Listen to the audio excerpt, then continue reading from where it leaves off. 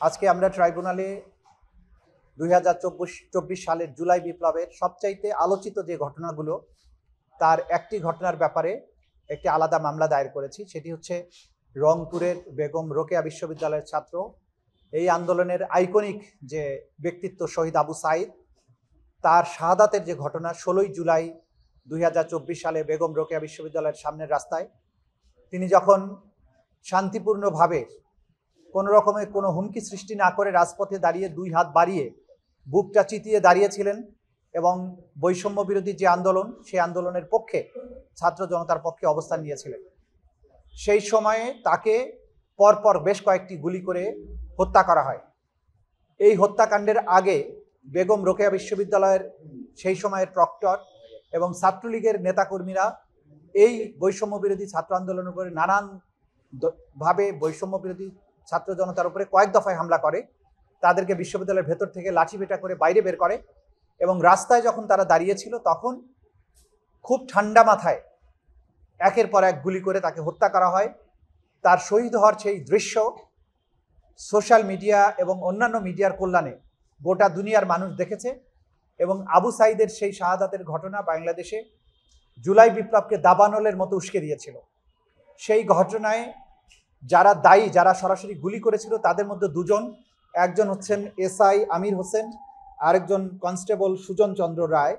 তারা অলরেডি রংপুরে দায়েরকৃত একটি মামলায় জেল হাজতে আটক আছেন। পাশাপাশি সেই সময়ে রোকেয়া বিশ্ববিদ্যালয়ের যিনি প্রক্টর ছিলেন শরীফুল ইসলাম, তিনি এবং এমরান চৌধুরী আকাশ, ছাত্রলীগের বেগম রোকেয়া বিশ্ববিদ্যালয়ের তদানীন্তন সাধারণ সম্পাদক, যারা এই হামলার সাথে সরাসরি সম্পৃক্ত ছিলেন, তারা আরেকটি মামলায় গ্রেপ্তার হয়ে জেল হাজতে আছেন। তাদেরকে আন্তর্জাতিক অপরাধ ট্রাইব্যুনালের মামলায় গ্রেপ্তার হিসেবে প্রদর্শন করার জন্য আজকে আমরা একটা আবেদন করেছিলাম। আদালত সেই গ্রেপ্তার দেখানোর আবেদন মঞ্জুর করেছেন। আগামী 9 এপ্রিল তাদেরকে এই ট্রাইব্যুনালে প্রডিউস করার জন্য নির্দেশ দিয়েছেন এবং এই মামলার নির্ধারিত তারিখ আগামী তারিখ হবে 9 এপ্রিল। আমরা আপনাদেরকে যেটা বলতে চাই, 9 এপ্রিলের মধ্যে, যেহেতু আবু সাইদের ঘটনাটি তদন্ত প্রায় সমাপ্ত হয়ে গেছে, 9 এপ্রিলের মধ্যেই আমরা আশা করছি আবু সাইদের ঘটনার তদন্ত রিপোর্ট এই আদালতে দাখিল করা সম্ভব হবে। সেই তদন্তের রিপোর্টে সরাসরি আমরা যেটা দেখেছি, আমাদের তদন্ত সংস্থা যে প্রধান আসামি শেখ হাসিনা সহ তার নির্দেশেই গোটা বাংলাদেশ জুড়ে এই অপরাধ সংগঠিত হয় এবং গ্রাউন্ড লেভেলে যে সমস্ত অফিসাররা এই মামলার ঘটনার সংগঠিত করে তাদেরকে সহ 9 এপ্রিলের মধ্যে আশা করছি আমরা তদন্ত রিপোর্ট দাখিল করতে সক্ষম হব।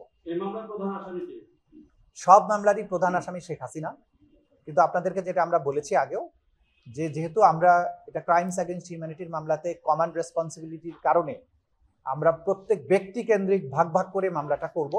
শেখ হাসিনার বিরুদ্ধে একটা আলাদাভাবে তদন্ত রিপোর্ট দাখিল হবে, কিন্তু সকল মামলার ঘটনার প্রধান আসামি শেখ হাসিনা এবং সবগুলো মামলা তার নির্দেশে হয়েছে, এভাবেই সমস্ত রিপোর্টগুলো আমাদের কাছে এসেছে। সেই হিসেবে কি শেখ হাসিনার বিরুদ্ধে প্রথম কোনো হত্যা মামলা তদন্ত প্রতিবেদন জমা করতে যাচ্ছে?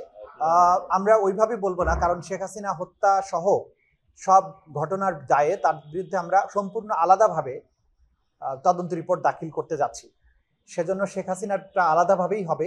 আবু সাইদের ঘটনায় শেখ হাসিনার হুকুমের কথা সবকিছু উল্লেখ থাকবে, কিন্তু এইখানে শেখ হাসিনা বাদে বাকি যারা পারপিট্রেটর গ্রাউন্ডে ছিলেন তাদের বিরুদ্ধে রিপোর্টটা দাখিল হবে। আর মোট আসামি কত হবে সেটা তদন্ত রিপোর্ট যখন আমরা পাবো তখন বলা যাবে। এখন পর্যন্ত আমরা 4 জনকে এই মামলার অভিযুক্ত হিসাবে আজকে কোর্টের কাছ থেকে আদেশ পেয়েছি।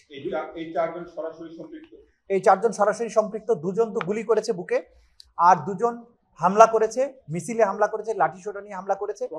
প্রক্টর সহ বিশ্ববিদ্যালয়ের প্রক্টর স্বয়ং এই হামলার সাথে জড়িত ছিল।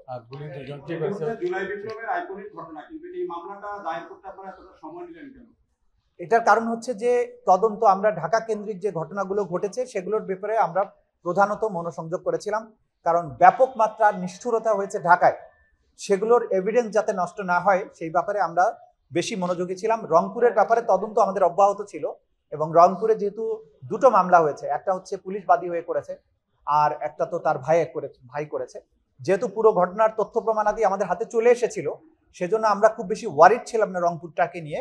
আমরা অন্যান্য ঢাকার যে নিষ্ঠুরতার ঘটনাগুলো সেগুলোর ব্যাপারে বেশি মনোযোগী ছিলাম। তো এটা রিপোর্ট তৈরি হয়ে গেছে, রিপোর্ট আসলে সবকিছু ক্লিয়ার হয়ে যাবে আপনাদের সামনে। শেখ হাসিনার বিরুদ্ধে যে আলাদা প্রতিবেদনটা দিবেন ওইটার একটা সময়সীমা কি বলা যায়?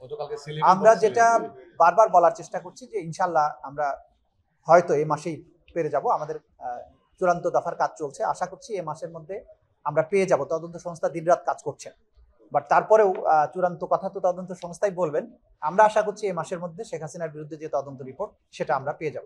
একটা হচ্ছে যে ট্রাইব্যুনালের থেকে যাদের বিরুদ্ধে গ্রেপ্তারি পরোয়ানা জারি হয়েছে তাদের গ্রেপ্তার করার ব্যাপারে প্রশাসনের পক্ষ থেকে যেটা আমি বলবো অসহযোগিতা না, এটা ছিল তাদের ভেঙে পড়া একটা প্রশাসন, তারা আমাদের সাহায্য করতে পারেনি এবং দু একটা জায়গা থেকে অসহযোগিতা ছিল। তবে ক্রমান্বয়ে সেই পরিস্থিতির উন্নতি হয়েছে, যেটা আপনি প্রশ্ন করেছেন, উন্নতি হয়েছে এবং তারা এখন আগের চেয়ে অনেক বেশি এফিসিয়েন্সি দেখাতে পারছেন এবং আসামি গ্রেপ্তারের ক্ষেত্রেও তারা সফল হচ্ছেন। সুতরাং আগের চেয়ে অবস্থার পরিবর্তন হয়েছে। শহীদ পরিবারগুলো যে অভিযোগগুলো করেছেন সেখানে দুই ধরনের আসামি আছে। একটা হচ্ছে ট্রাইব্যুনালের থেকে যাদের বিরুদ্ধে গ্রেপ্তারি পরোয়ানা জারি হয়েছে তারা, আরেকটা হচ্ছে যে থানাগুলোতে যে মামলা হয়েছে সেখানে। তো থানার যে মামলাগুলোতে সেখানে অনেক বেশি আসামি আছে।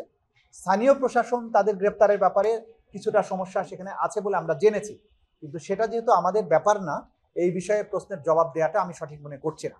আমাদের মামলার সাথে রিলেটেড যেগুলো সেগুলো নিয়ে আমরা কাজ করছি।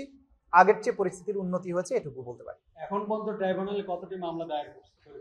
আচ্ছা, এই প্রশ্ন আপনি অফিস থেকে জেনে নেবেন, আমি এত পরিসংখ্যান দিতে অফিস পারবো থেকে তো কেউ কথা বলে না, আপনার না। এটা সবকিছু তো মিডিয়াতে আপনার কথা বলে না। সবকিছু তো এটিএম আজারের মামলা অ্যাপিল ডিভিশনে চলছে। এই ট্রাইব্যুনালে আগের 71 সালের ঘটনায় অনেক মামলা তদন্ত এবং ট্রায়াল আছে। এই মামলাগুলোর কোনো সিদ্ধান্ত নিয়েছে?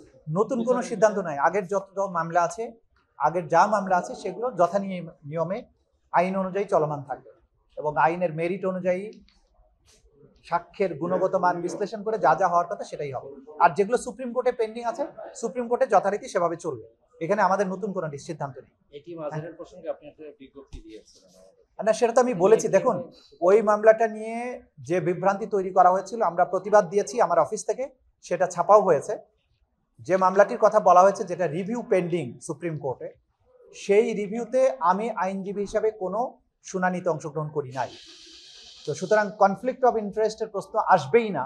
আমি আগে যখন আসামি পক্ষের আইনজীবী ছিলাম 2010 সালে, আর আজকে 2025 সালে এসে যখন আমি চিফ প্রসিকিউটর হয়েছি, আমাদের ক্ষেত্রে কিন্তু এই ধরনের ঘটনা খুবই অস্বাভাবিক নয়। হাইকোর্টে এরকম ঘটে যে একজন আইনজীবী ট্রায়াল কোর্টে একটা মামলা করেছেন, আবার হাইকোর্টে এসে দেখা যাচ্ছে অপরপক্ষ যদি আসার চেষ্টা করেন তাহলে সেই ক্ষেত্রে অপরপক্ষে তিনি মামলাটা করবেন না। এটাই হচ্ছে নীতিগত পজিশন। তা আমি যেহেতু অফিসিয়াল পজিশন হিসাবে চিফ প্রসিকিউটরের দায়িত্ব নিয়েছি, আমি ব্যক্তিগতভাবে এই মামলার শুনানিতে অংশগ্রহণ করতে পারি না, আমি করিও নাই এবং সেটা আদালতকে আমি সরাসরি জানিয়েছি যে আমি এই মামলার শুনানিতে অংশগ্রহণ করতে পারবো না। আমার পক্ষে অন্য প্রসিকিউটর এই মামলার শুনানিতে অংশ নিচ্ছেন। যারা এটা নিয়ে বিভ্রান্তি ছড়ানোর চেষ্টা করছেন তাদের উদ্দেশ্যটা সৎ না, কারণ তারা জানেন যে এই মামলাতে আমি কোনো সাবমিশন রাখি নাই, এই মামলাতে আমি শুনানি করতে যাবও না। শুধুমাত্র চলমান বিচার প্রক্রিয়া নিয়ে একটা বিভ্রান্তি তৈরি করা এবং চলমান বিচার প্রক্রিয়া যাতে ক্ষতিগ্রস্ত হয় সেই কারণে কিন্তু এক ধরনের সিন্ডিকেটেড অপপ্রচার আছে বলে আমাদের কাছে মনে হচ্ছে। প্রথম আলো কর্তৃপক্ষ আমাদের প্রতিবাদ ছেপেছেন, আমরা আশা করছি যে ঠিক আছে এই বিষয়টা এখানে নিষ্পত্তি হবে, কিন্তু ভবিষ্যতেও যদি ভুল তথ্য দিয়ে ট্রাইব্যুনালের প্রক্রিয়াকে কেউ প্রশ্নবিদ্ধ করার চেষ্টা করেন তাহলে কিন্তু আইন অনুযায়ী সবকিছু হবে ইনশাআল্লাহ।